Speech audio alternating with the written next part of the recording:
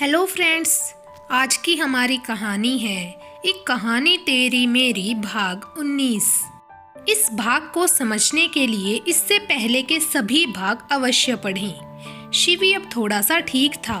वो लंबी सांसें ही ले रहा था, पर पहले से बेटर था। अक्षरा शिवी को एकटक देख रही थी। फिर वो जल्दी से कमरे में गई और पानी लेकर आई। बालकनी में आकर अक्षरा ने शिवी को पानी दिया, पर शिवी ने मना कर दिया। आई एम फाइन, वो इतना बोला कि अक्षरा उसके करीब आई और उसने पानी का ग्लास उसके मुंह के एकदम करीब कर दिया। शिवी अक्षरा को देखने लगा, फिर उसे पानी पीना ही पड़ा। अक्षरा ने खुद शिवी को पानी पिलाया और ग्लास वहीं टेबल पर रख दिया। वो फिर शिवी के करीब आई और उसे देखते हुए बोली, ये पैनिक अटैक आपको विराज के? हमारा मतलब जब वो हॉस्पिटल में थे तब आपको ऐसा हुआ था। शिवी, क्या सोच रही हैं आप? क्यों परेशान हैं? आपको स्ट्रेस से पैनिक अटैक आने लगते हैं, फिर भी आप? अक्षरा बोलते बोलते रुकी, उसका गला रूंधने लगा। शिवी एकदम शांत स्वर में बोला, Akshara, I am fine. Akshara Shivi को देख रही थी। उसकी आंखें अब भी नम थी। अब वो एकदम से शिवी के गले लग गई। शिवी के हाथ नीचे ही थे, तो वहीं अक्षरा ने काफी कसकर उसे पकड़ रखा था। वो नम आवाज में बोली, शिवी, आपके अलावा कोई नहीं है अब हमारा। शिवी की आंखें भर आई। उसके हाथ खुद ब खुद अक्षरा की पीठ पर आ गई, पर फिर अचानक शिवी को एहसास हुआ तो उसने अपने हाथ पीछे कर लिए। अक्षरा कुछ देर बाद शिवी से अलग हुई और बोली, अब एक बार डॉक्टर के। तभी शिवी बोल पड़ा, नहीं, मैं ठीक हूँ, वो बस दवाई ले लूंगा, you don't worry Akshara. Shivi की बातों को इग्नोर करते हुए अक्षरा बोली, कहाँ है दवाई? उसकी बात सुनकर शिवी शांत स्वर में ही बोला, मैं ले लूंगा। अक्षरा शिवी को देखने लगी और फिर सख्ती से बोली, चुप रहिए, आप बस इतना बताइए दवाइयाँ कहाँ हैं? ड्रॉर में। शिवी बस इतना बोला तो अक्षरा चली गई। शिवी उसे जाता हुआ देखता रहा। उसके दिमाग में इस वक्त बस अक्षरा की कही एक बात घूम रही थी, शिवी, आपके अलावा कोई नहीं है अब हमारा। उसने अपनी आंखें बंद करके गहरी सांस ली और फिर वहीं चेयर पर बैठ गया। तभी अक्षरा आई। उसने शिवी को दवाइयाँ दी और पानी का ग्लास थमाया। उसकी आंखों में इस वक्त परवाह साफ झलक रही थी। शिवी ने दवाइयाँ ली और पानी का ग्लास वापस टेबल पर रख दिया। अक्षरा शिवी के पास ही थोड़ी दूरी बनाकर बैठ गई और धीरे से बोली, आप क्यों स्ट्रेस ले रही हैं? शिवी, अचानक क्या हुआ? शिवी को फिर कुछ याद आने लगा। एक चिंता की लकीर उसके माथे पर आ गई। अक्षरा शिवी को देख रही थी। फिर वो बात टालते हुए बोली, आप छोड़िए वो सब, बस आप परेशान मत होइए। शिवी ने कुछ नहीं कहा। उसके दिमाग में अब बार बार अक्षरा का उसे संभालना, उसके करीब आना, उसके गले लगना, यही सब घूम रहा था। अक्षरा कुछ देर तक शिवी को देखने के बाद एक शांत आवाज में बोली, शिवी। शिवी ने उसकी ओर देखकर धीमे से कहा, आप प्लीज अपना। शिवी, कोई नहीं है हमारा अब, अगर आपको कुछ। हमें अब हिम्मत नहीं बची। अक्षरा की आंखों में नमी आ गई। वो बोल नहीं पा रही थी, पर इन टूटे फूटे वाक्यों ने बहुत कुछ कह दिया था। शिवी एकटक उसे देख रहा था। उसने अपनी सारी उलझने एक तरफ रख दी और बस अक्षरा के बारे में सोचने लगा।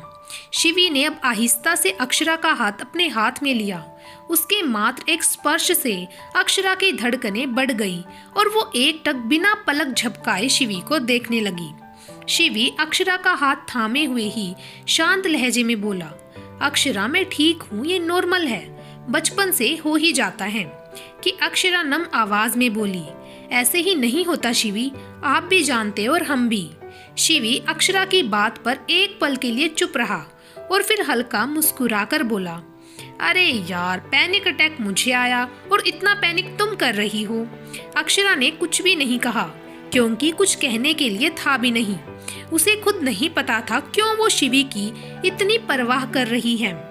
थोड़ी देर की खामोशी के बाद शिवी बोला, अच्छा, आप चलो सो जाओ, आप चलिए, हम आते हैं। अक्षरा ने कहा तो शिवी ने उसका हाथ छोड़ा और चला गया। अक्षरा कभी अपने हाथ तो कभी जाते हुए शिवी को देखती रही। शिवी आकर सोफे पर ही लेट गया। एक बार फिर उसने मन में अक्षरा की कही बात, शिवी, आपके अलावा कोई नहीं है अब हमारा, घूम रही थी।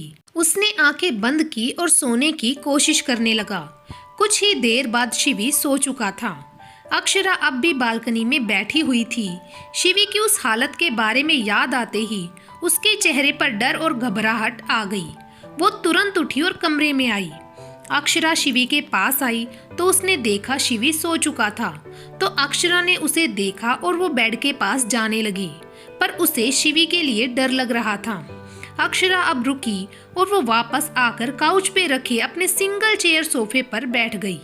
वो एकटक शिवी को देखने लगी और मन ही मन में बोली, आपको बहुत कुछ झेलना पड़ा है, हम जानते हैं, पर शिवी आप बहुत स्ट्रोंग हैं।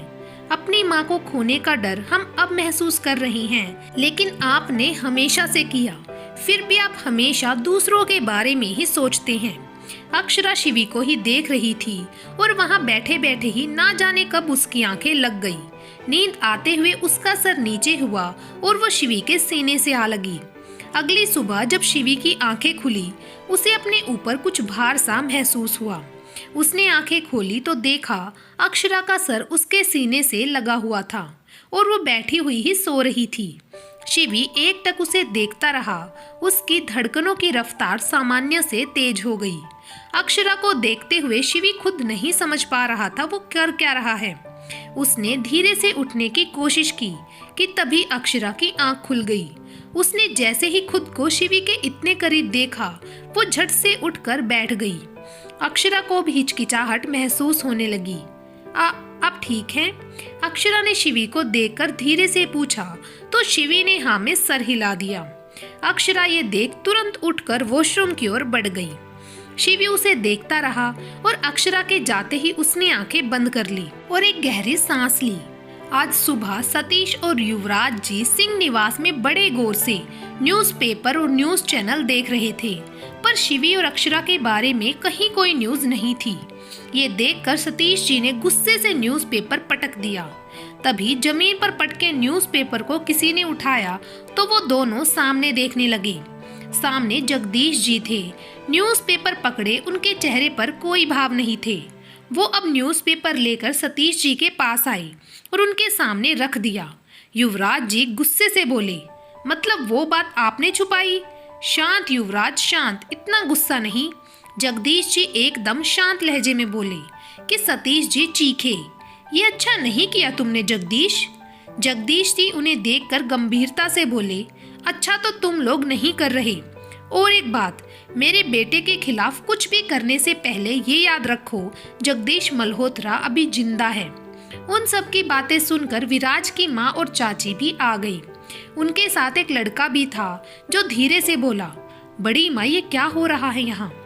अर्जुन चुप रहो, विराज की चाची ने कहा तो उसने मुंह बनाते हुए धीरे से कहा, मोम लेकिन हम सब जानते हैं अक्षरा भाभी की कोई गलती नहीं थी, तो प्रॉब्लम क्या है?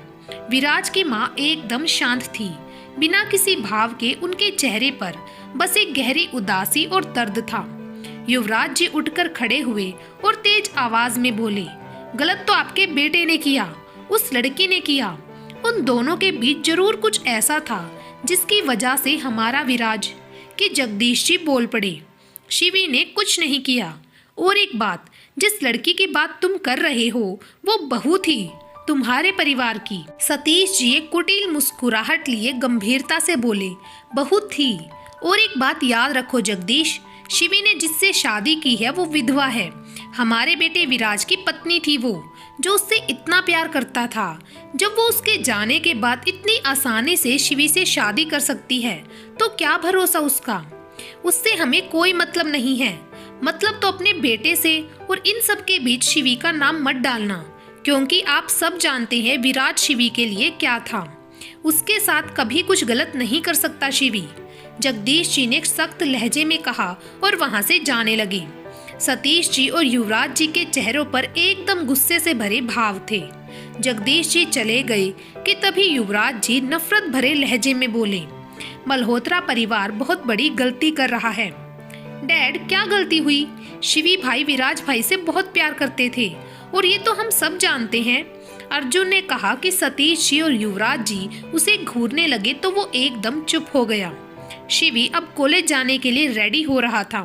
उसने अपने बैग में एक दो बुक्स डाली और बैग की जिप लगा दी कि तभी उसका फ़ोन बजने लगा। शिवी ने कॉल रिसीव करते ही कहा, दिव्या कुछ काम था?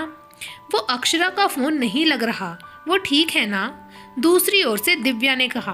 तो शिवी को एक बार फिर अपने और अक्षरा के बीच हुई सारी बातें याद आने लगी। वो कुछ संभलते हुए बोला, हाँ अक्षरा ठीक है, ठीक है, अब बस उसे कह देना मुझसे बात कर ले। दिव्या ने कहा। ओके। दिव्या कॉल कट कर चुकी थी। शिवी फिर कुछ सोचने लगा। अक्षरा अब भी नीचे थी। शिवी ने कुछ सोचा और खुद में ही बोला, अब मुझे पता लगाना होगा सब। शिवी ने गहरी सांस ली और किसी को कॉल किया और कुछ बताने लगा। आज की कहानी होती है यहीं पर खत्म। बाकी की कहानी आपको मिलेगी भाग नंबर 20 में। Thank you.